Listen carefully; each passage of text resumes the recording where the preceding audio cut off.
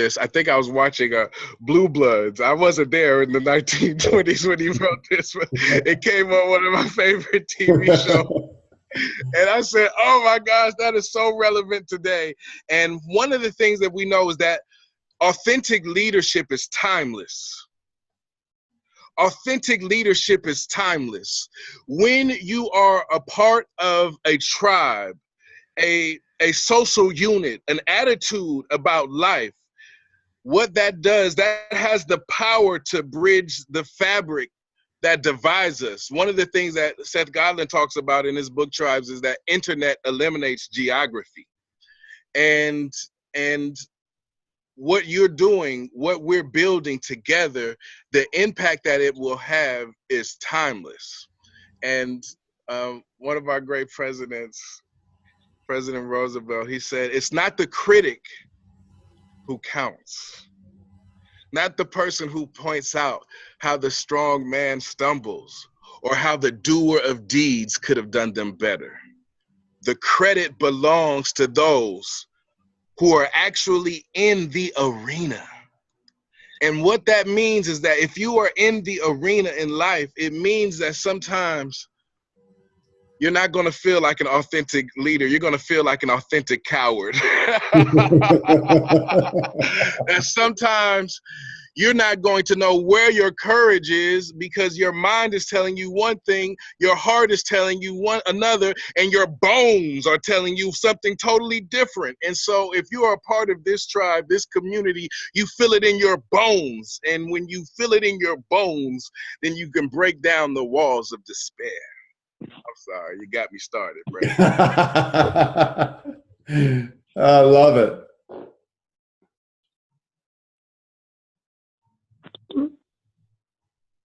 I was just pausing there. You said that was your first question, right? Well, I don't want to stop you, man. You're on a roll. I love it, John. Perfect. Perfect. So, like you said, we sat down, and here's something that I want us to keep in mind right now is that the world is silently yearning for leadership. They're screaming for leadership, but you can't hear it on Twitter. They're screaming for leadership.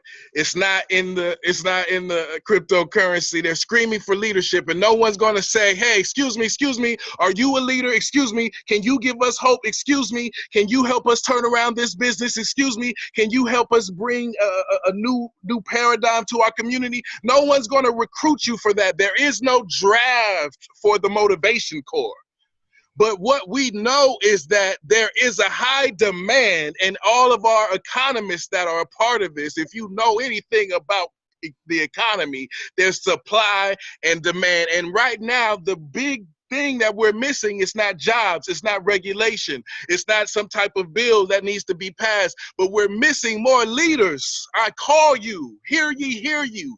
Come one, come all. There are not that many of us. If you met Brett, if you met Jeffrey, if you met Miss Karen, if you met some of these people that are really blazing a trail. A leader is not a person, as we know. A leader is not a person that goes where the path may lead. They go where there is no path, and they leave a trail. The problem is when there is no path, people talk about you. The problem is then there is no path. Sometimes you lose your footing, and there is no GPS to tell you to turn right and turn left. But we are telling you to turn within. Turn within this tribe, turn within this system. And one of the things that we realize, the pledge of allegiance, it starts with I, but it ends with all. And each and every one of us has to do what we can. And I have come to the realization that everybody isn't going to lead. But those that are, we have to stop competing against each other. We have to stop allowing ourselves to be traumatized by the gossip. Here's the first step. If you're an authentic leader and you want to stay one, because you can start off as an authentic leader and turn into something else. Here's the first step. Grow some earlids.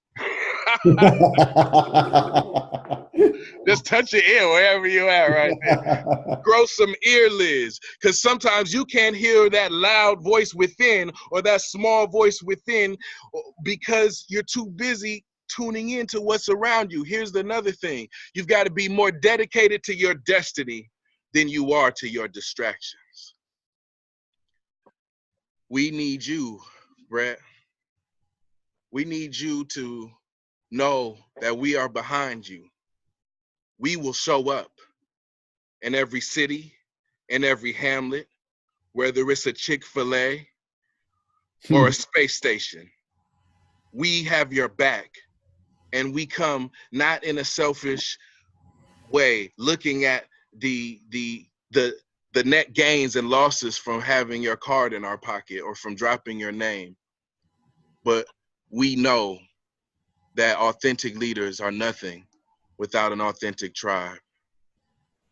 And I am following your lead. And with the lead that you have set and with this new precedent, I thank you. And when we sat down, we stopped being strangers and we became brothers. We became WEVOtarians. I'm just saying, guys.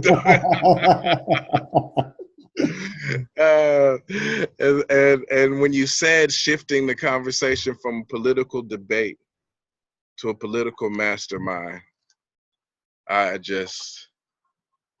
realized that this is where I belonged. And it's not about campaigning. It's not about trying to prove what you can do. It's about doing it every single day. And when I'm surrounded by people like you, I'm reminded of the words of Mahatma Gandhi, who said,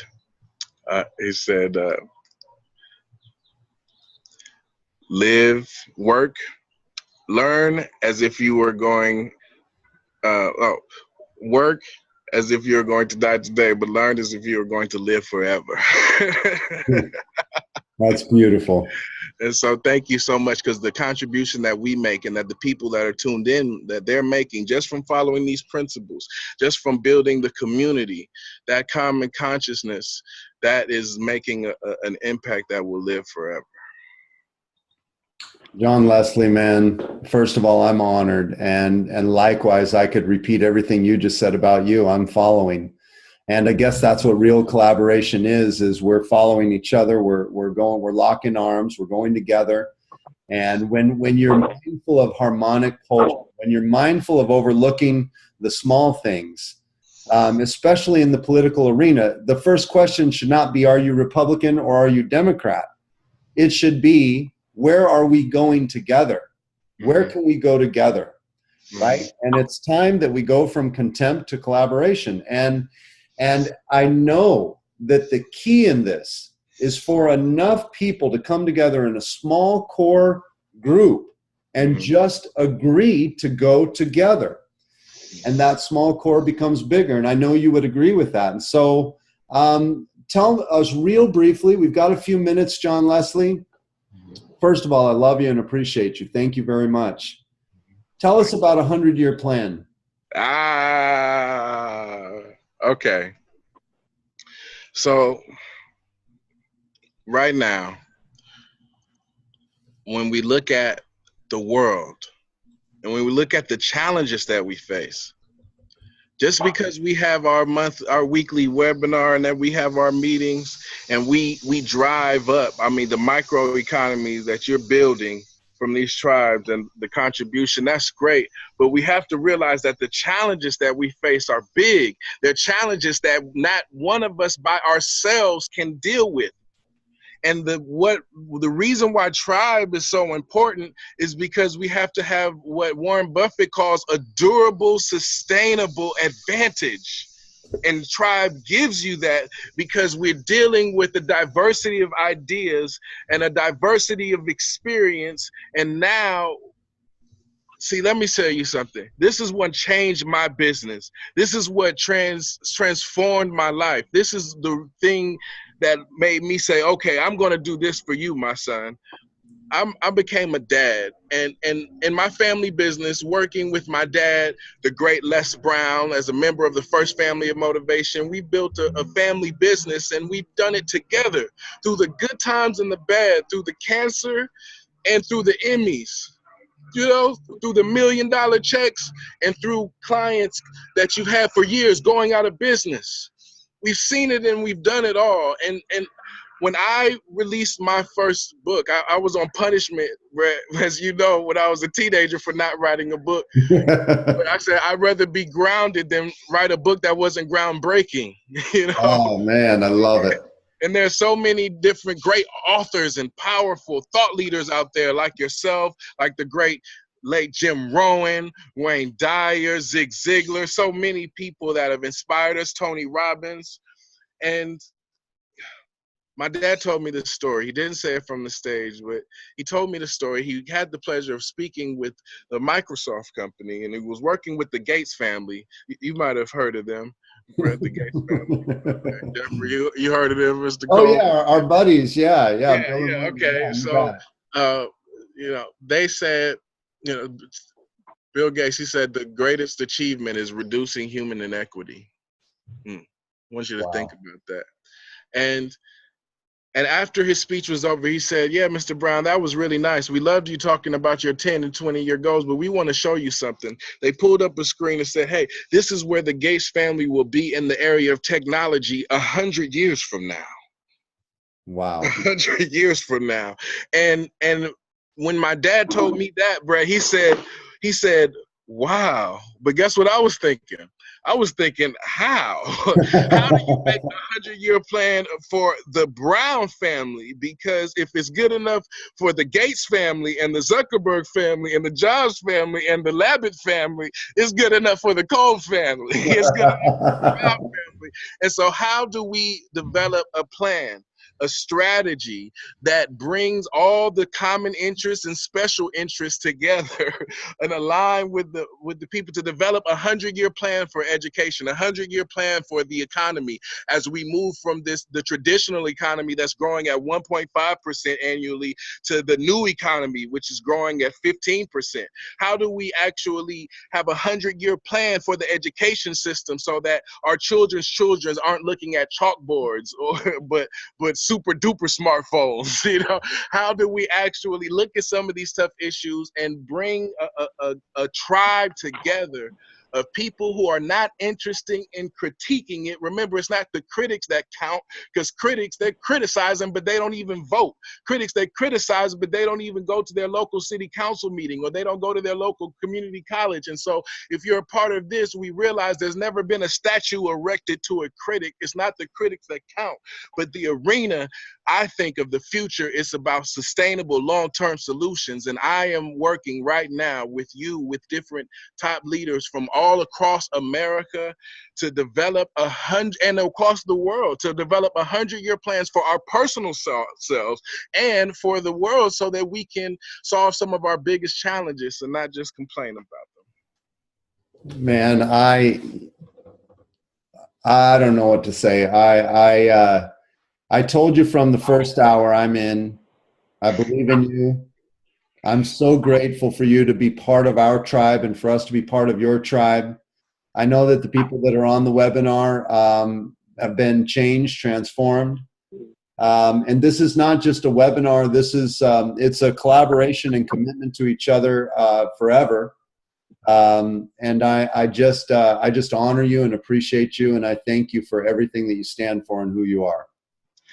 I thank you so much, Brett. I appreciate it. When I was writing my first book and I was putting down some of my ideas, I did not know who my tribe was. I did not know if I was going to sell one copy. All I knew is that I wanted it to be special.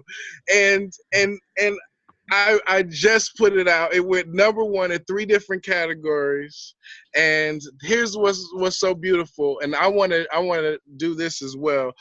We've got these leader lenses now. See, the thing about the 100-year plan is that you've got to be prepared for emerging markets.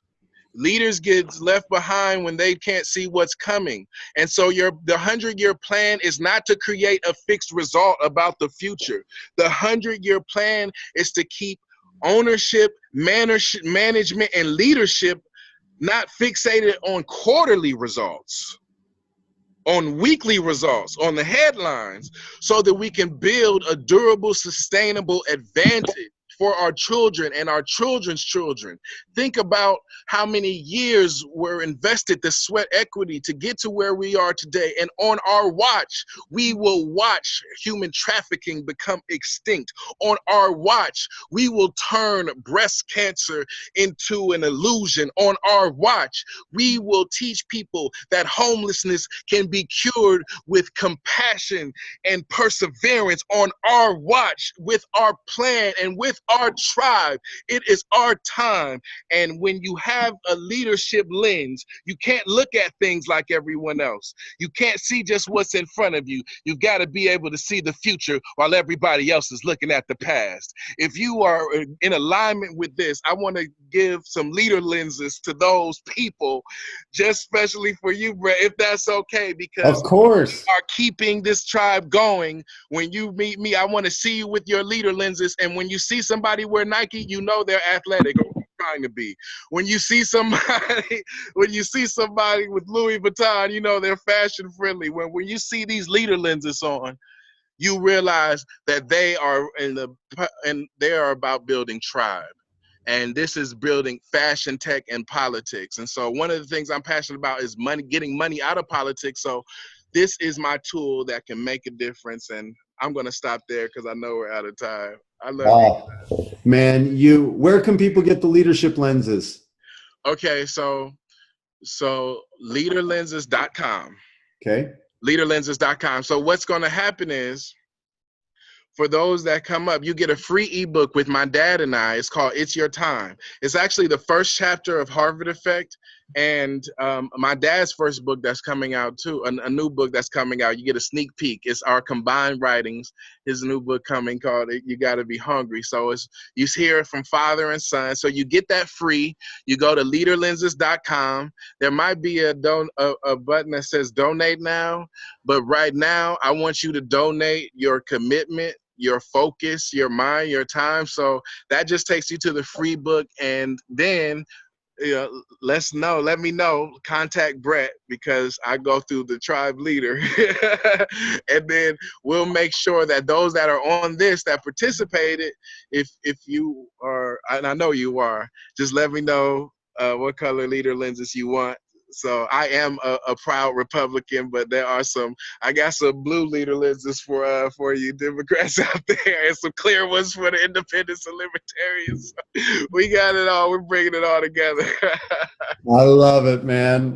Leaderlenses.com. I'm going to just type it in here.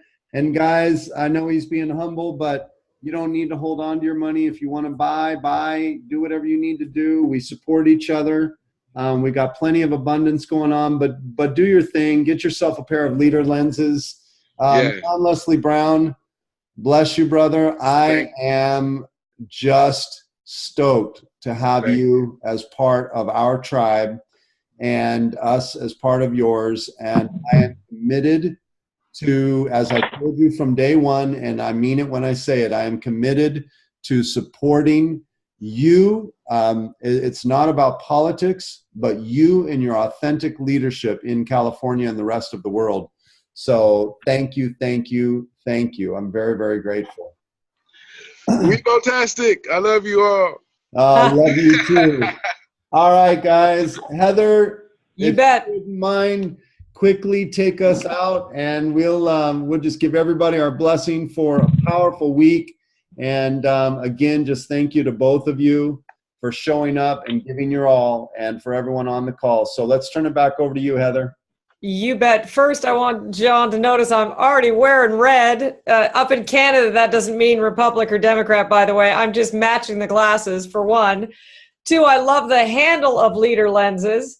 Three, I'm already thinking we could have a leader line of clothing that could be in red, blue, and clear could be dangerous, but regardless, maybe that'd be white or black, to match everybody's leaning at the leader line of clothing. Three, I want everybody to really just be in the presence. And I mean this in the most sort of forward-thinking way, that membership has its privileges. Look at who we're in the front row seat with. and know that we are only going up from here, that you are part of this leadership evolution, that you're part of this frontier.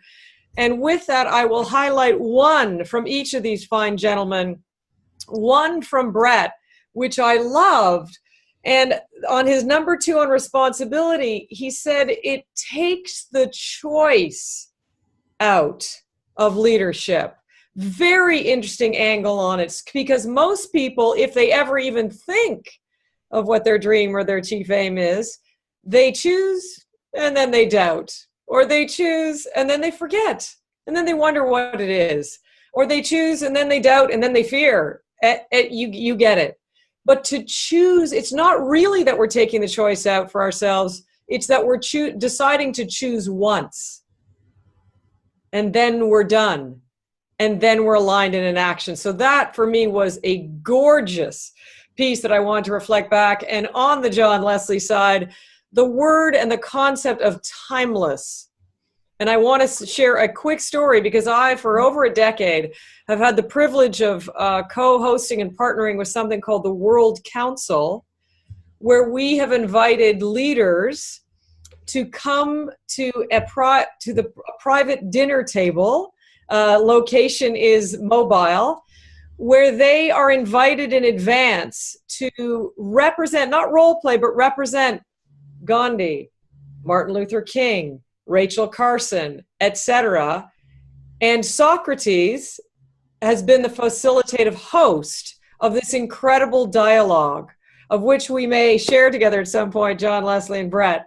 But regardless, when we have added on characters, real people, into the lineup of the World Council over time, like Gene Roddenberry, for instance, we declined some recommendations because they hadn't necessarily stood the test of time. They hadn't necessarily been a leader that would be recognized across all humanity, across all time. And the ones that stood that test across all time and all humanity were the ones who made the grade, who made the cut. And so I leave all of you with this question. No matter how big or small you are, quote unquote, you don't have to be running for governor or running WEVO. To just leave yourself in your life in this unit of time with this question, which is, what timeless contributions have I already made? Because it's not about fixing anything. Am I making today? And do I wish to make?